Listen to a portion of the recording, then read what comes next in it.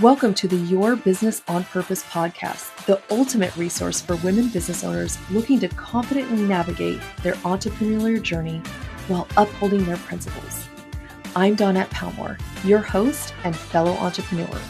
Join me as we immerse ourselves in illuminating conversations with accomplished experts spanning various fields across the business spectrum. Together, we'll unearth strategic insights into seizing opportunities and ensuring that your business is equipped with the essential elements aligned with your purpose and values. Welcome back to Your Business on Purpose podcast. So in episode 185, we talked about why women supporting women isn't a hashtag, it's a behavior. Today, we're going to take that conversation one step further, and we're going to also expand on something I had said in there in episode 185. Because support doesn't stop at encouragement, right? It also includes interruption. And today's question is, what happens when you see another woman being treated unfairly and you say nothing? This episode is about what it looks like to stand up for women in real time, not later, not privately, and not in hindsight. Okay, this is going to be another probably uncomfortable conversation, but like I said in episode 185, I have seen so much this year, so much, and it's so disheartening. And ladies, we have to do better. We have to do better, or all of our work is going to be in vain. We have to do better. We have to be really supporting each other, really standing up for each other, really speaking out for each other, and even ourselves, because we're going to go into this. I've seen women not even stand up for themselves, and that shouldn't be happening either. So what is wrong with just being a bystander? Well, most harm doesn't continue because someone is loud, right? It continues because everyone else is quiet. And we've seen it, right? A woman being talked over in a meeting, her idea being repeated and credited to someone else, a comment that crosses the line, but everyone laughs it off. And later we say, I don't know what to say when those things happen, or it wasn't my place, or I didn't want to make it awkward. So really, if we think about what happens when we don't do that when we don't speak up, we don't say something. Silence protects the behavior, not the person being harmed. And I hit on this on 185 and what happened with an event I was putting together with some other people. And if you haven't listened to that, go back and listen to it, because no one stood up for me and no one has stood up for these other women that this has happened. He's continuing to do it. And no one will call him out. I have talked to several other women who it's happened to. And why are people still doing business with him? I don't know. It boggles my mind.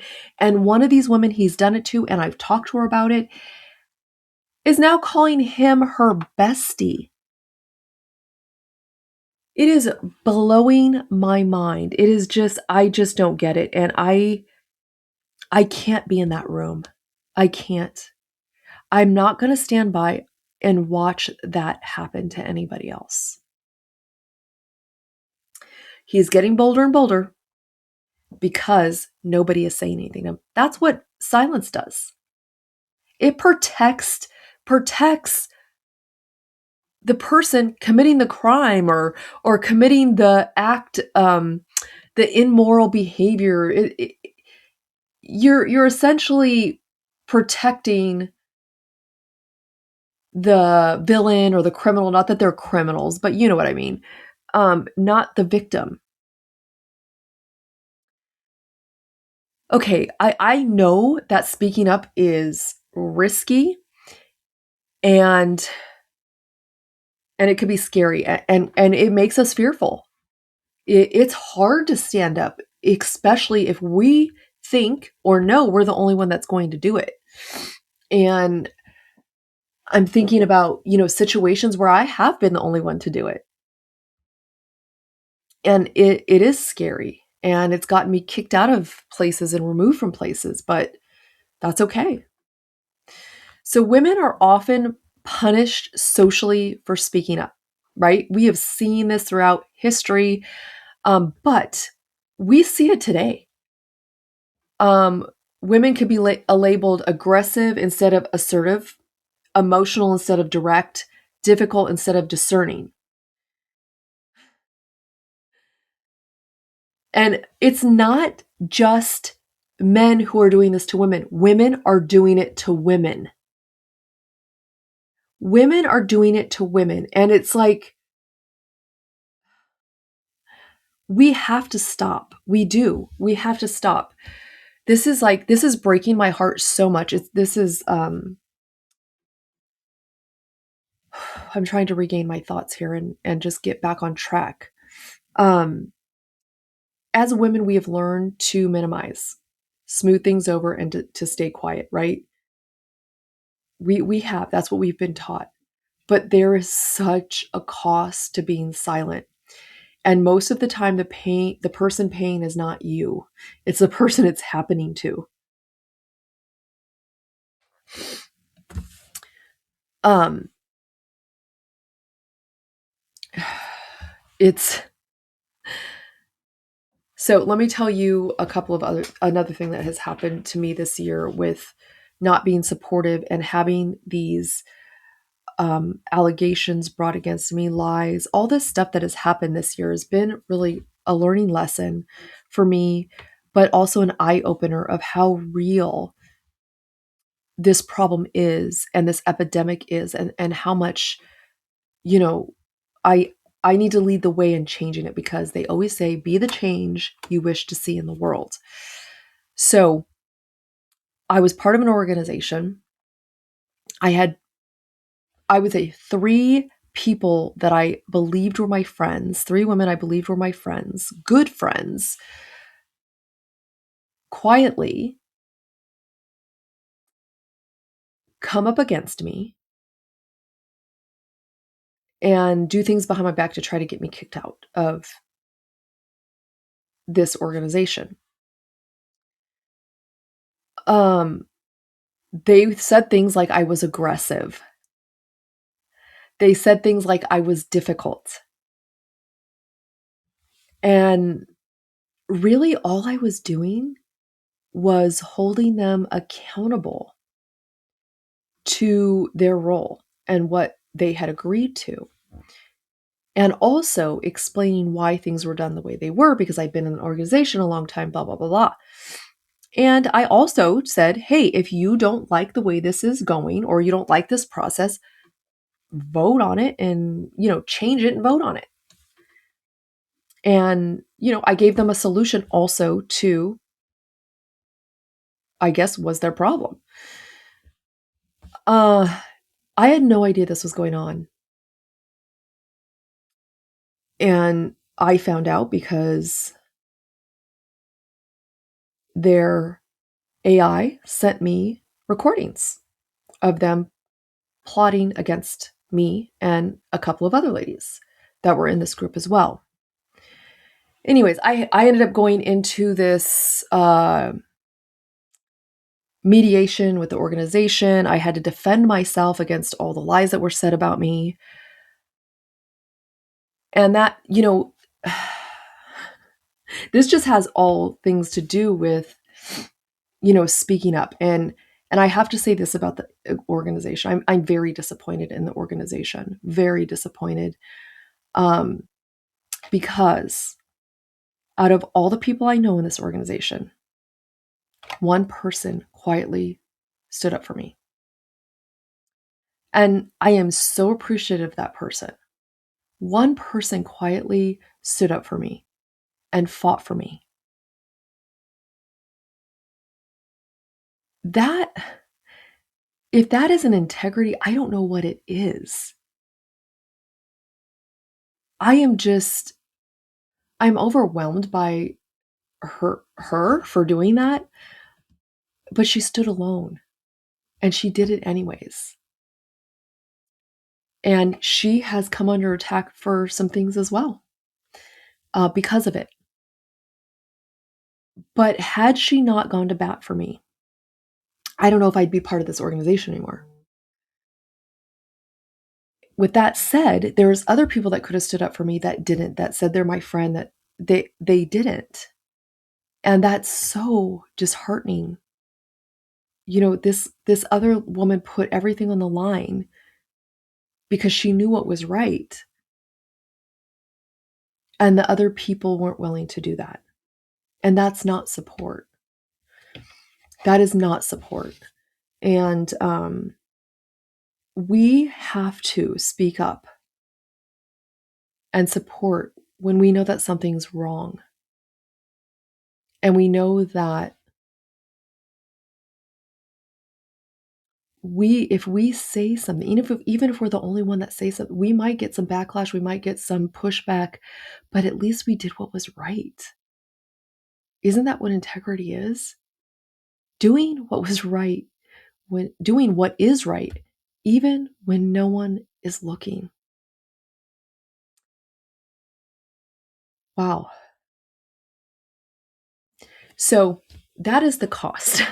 And, it's over, whatever, but just, going back, thinking about, all that, this is what has prompted these last couple of solo episodes that I've done, because I see this and I don't even know why any of it happened. It boggles my mind.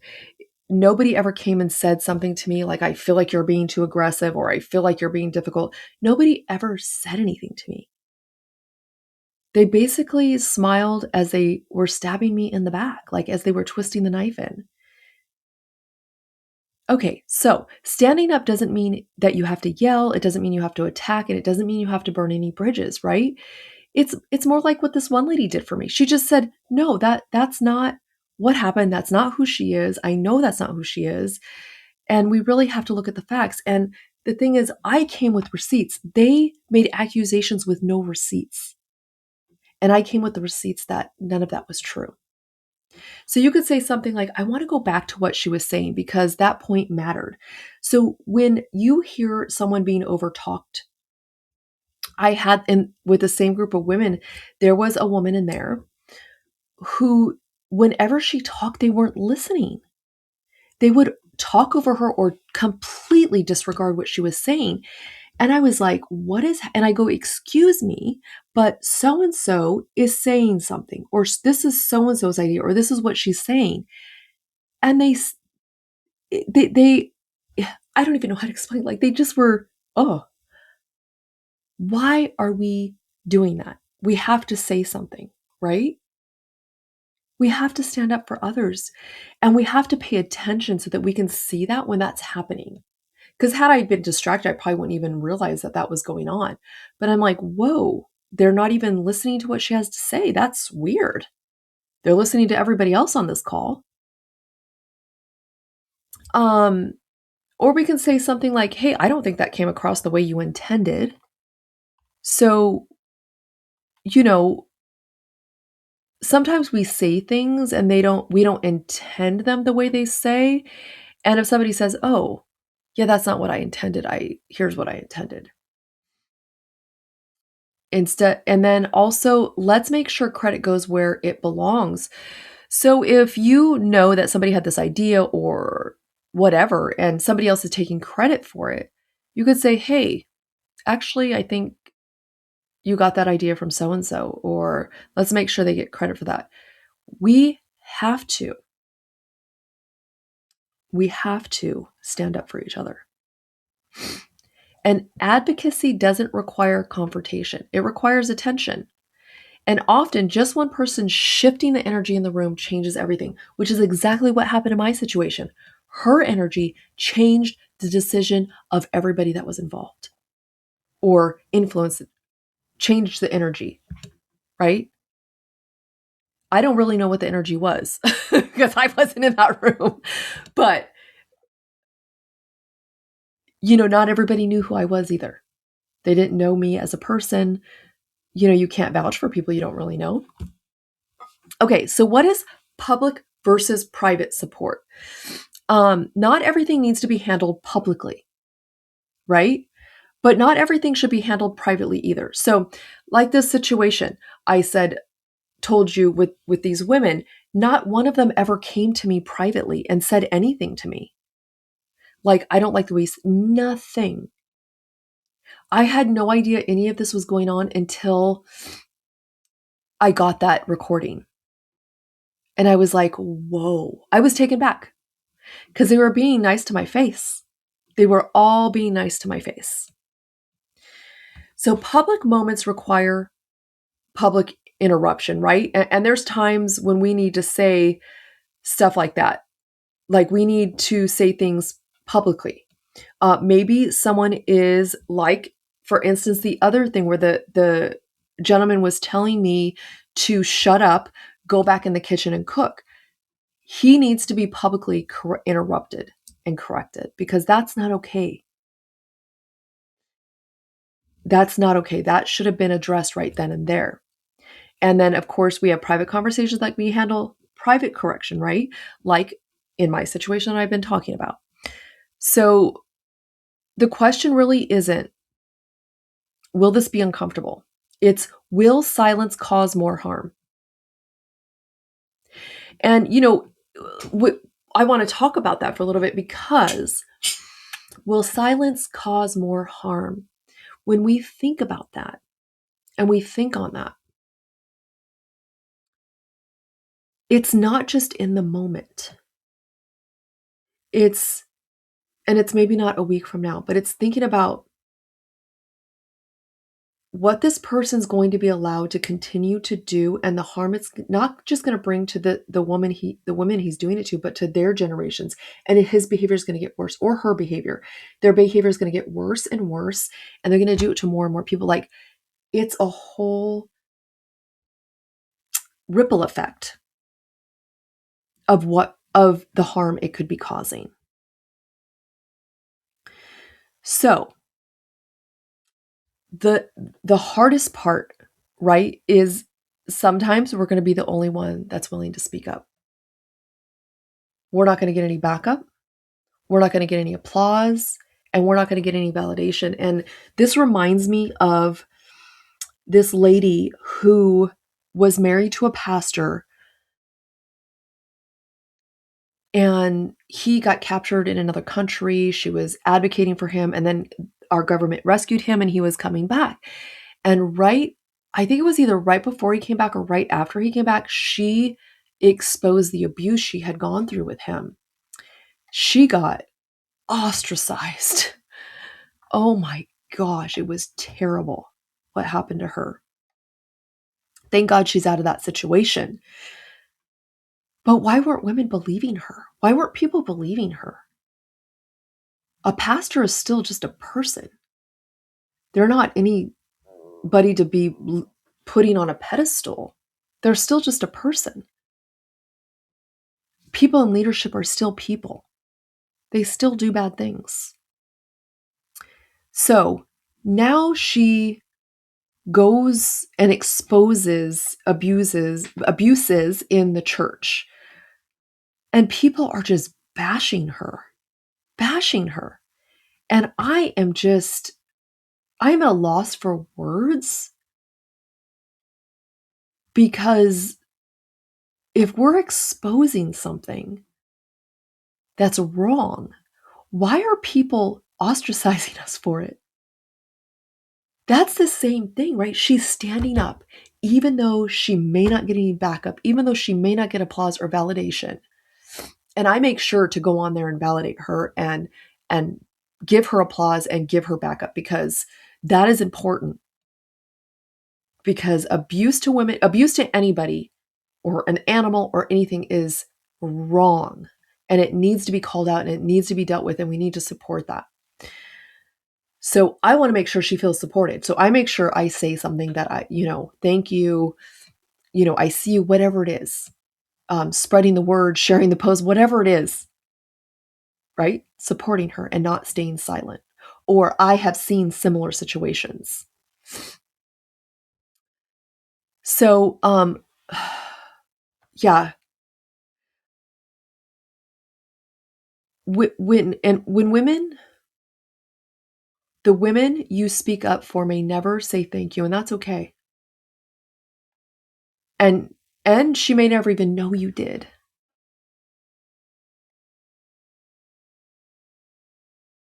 But she'll feel the difference. Her children will feel the difference. Their children will feel the difference. And this woman who spoke up for me, she never really told me she did. Somebody else did. Somebody said she's going to bat for you. And the difference she's made in my life is she's just ignited this passion in me to be even more of a woman supporter. Even though I've had these, experiences, it doesn't discourage me, because for evil to prevail is enough good people to do nothing. And I'm going to continue to do what's right, even if I get stabbed in the back, even if it costs me something. I'm going to keep standing up for what's right. So let's reflect on this. When was the last time you witnessed something that didn't sit right? What stopped you from speaking up? And what would it look like to choose courage next time? And this isn't to make you feel bad at all. I don't want you to feel bad. I just want you to become aware of what's happening around us, and then stand up and do something. Let's be better going forward. Let's do better going forward. Let's really change the world and shift the energy as women, supporting, edifying, uplifting other women.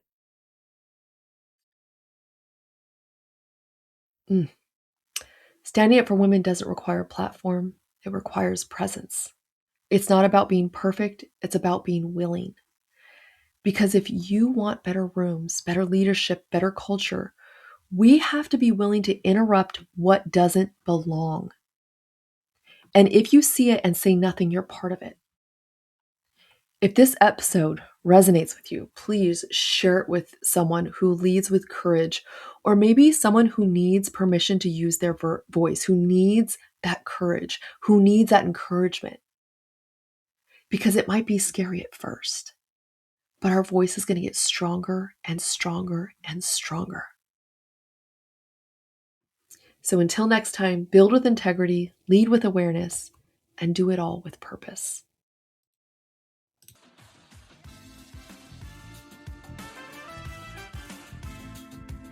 This podcast is dedicated to you and all the incredible women out there breaking chains, pushing through, and striving to make it all work. Your support truly means the world to me. Could you do me a favor? Be a gem and leave a review. It will help us reach even more women, making a bigger impact. Your feedback is invaluable, and I would genuinely appreciate it. Don't forget to hit that like button and subscribe, ensuring you never miss an episode. Until next week, live a purposeful life in both your business and your finances.